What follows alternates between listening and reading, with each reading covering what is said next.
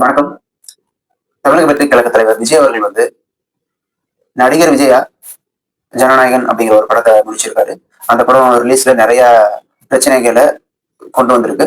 அது மட்டும் இல்லாம தமிழக வெற்றிக் கழக தலைவர் விஜயா அவர் 12ஆம் தேதி சிபிஐ விசாரணைக்கு ஆ போறதுக்கான சம்மன் வந்திருக்கு.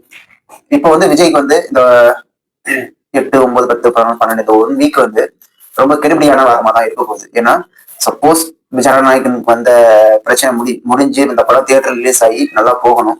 இல்ல சிபிஐ விசாரணையில போயிட்டு அவர் ப்ராப்பரா பதில் சொல்லிட்டு வரணும். இது சிபிஐ விசாரணைங்கிறது ஆல்ரெடி நடக்கும்னு சொல்லி ஆல்ரெடி இன்ஃபார்ம் பண்ணதுதான். 12ஆம் தேதி சிபிஐ விசாரணை விஜய் அவர்களை வர சொல்லியிருக்காங்க. இது என்ன காரணம் அப்படின்னா, கரூர் சம்பவத்துல 41 பேர் அப்பாவி மக்கள் இறந்ததுனால இதுல சம்பந்தப்பட்ட நிறைய பேரை கூப்பிட்டு விசாரிக்கிறது சிபிஐயோட வழக்கம். இது சென்னையில விசாரிச்சுட்டு இருந்தாங்க. அங்க உள்ள அலுவலகத்துல விசாரிச்சுட்டு இருந்தாங்க. கரூர் சம்பவம் சுத்தி அங்க உள்ள மக்களிடம், சந்தேகம் உள்ள மக்களிடம் யாரெல்லாம் யாரெல்லாம் இதுக்கு சம்பந்தப்பட்டிருக்காங்களோ அவங்க எல்லாருடமே விசாரணை நடத்தினாங்க. அதே மாதிரிதான் இப்ப விஜய் அவர்களிடம் விசாரணை நடத்த டெல்லி வர சொல்லியிருக்காங்க. இது கடந்த ஒரு வாரத்துக்கு முன்பாக தமிழக வெற்றி கழக நிர்வாகிகள் 3 பேர் அங்க போயிட்டு விசாரணையில 2 நாட்கள் விசாரணை ஃபுல்லா முடிச்சுட்டு வந்தாங்க. இப்ப விஜய் அவர்கள் சம்மன் வந்திருக்கு. இது நம்ம பெரிய விஷயமா பார்க்க வேண்டிய அவசியம் இல்லை. இது ஒரு புறம் இருக்க, இன்னொரு விஷயம் என்ன, இப்ப ஜனநாயகம் பராசக்தி ஜனநாயகன் ஒன்னா ரிலீஸ் ஆக போகுது.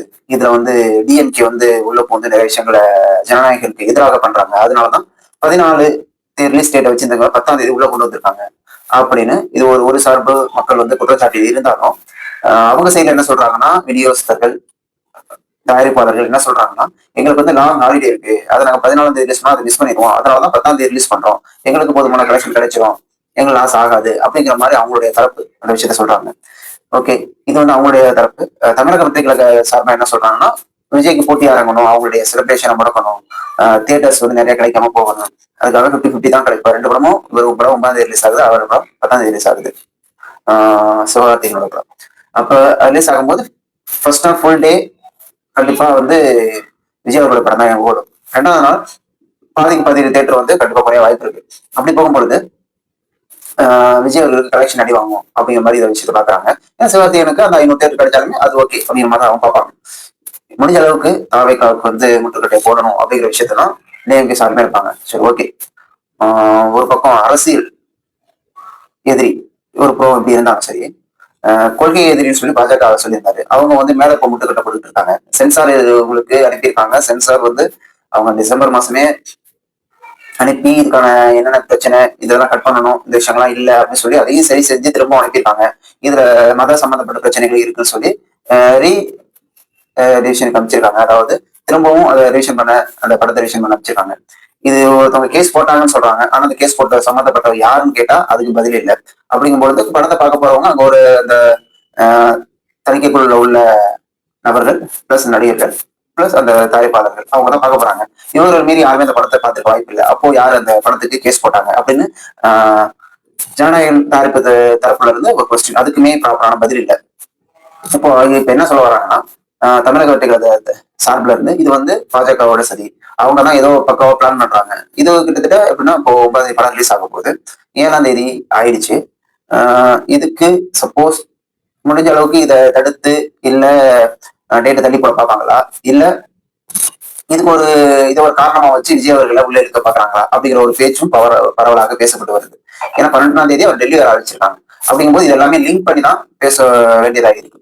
ஏன்னா இது மாதிரி சுச்சுவேஷன் இப்ப விஜய்க்கு உண்டாயிருக்கு. இதை விஜய் அவர்கள் ஒரு அரசியல் தலைவராகவும் சரி, ஒரு நடிகராகவும் சரி, நிறைய லெசன்ஸ் அவருக்கு இதுல இருக்க போகுது அப்படிங்கிறது நல்லா தெரியுது. ஏன்னா இது பெரிய பாடத்தை கத்துப்பாரு அப்படிங்க. ஏன்னா ஒரு நெருக்கடியான விஷயத்துல தான் நிறைய பாடத்தை கத்துக்க முடியும். அப்படி பார்க்கும்பொழுது இந்த விஷயங்கள் எல்லாம் அவருக்கு பெரிய பாடத்தை புகட்டும்னு நம்பலாம்.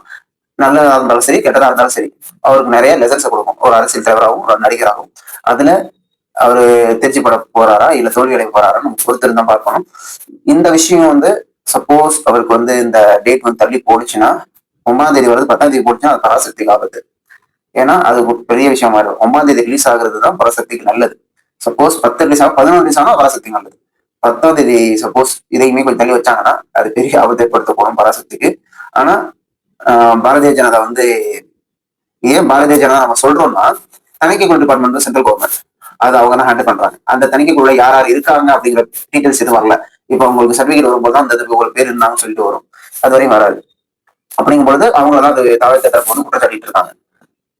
அது வந்து அதாவது படத்தை ரிலீஸுக்கு கொஞ்சம் நெருக்கடியை கொண்டு வர்றது வந்து அரசியல் எதிரியா இருந்தாலும் எப்படிதான் நீங்க எங்க இருந்தாலும் வந்து ஆகணும் அப்படிங்கிற இடத்துல நின்றுட்டு கொள்கை எதிரின்னு சொல்ற விஷயத்த அவங்க புடிச்சுக்கிட்டு இருக்காங்க. இது விஜய் அவர்களுக்கு சாதகமா அமையுமா இல்ல பாதகமா அமையுமா அப்படிங்கிறத நம்ம பொறுத்திருந்து பார்க்கலாம். நன்றி.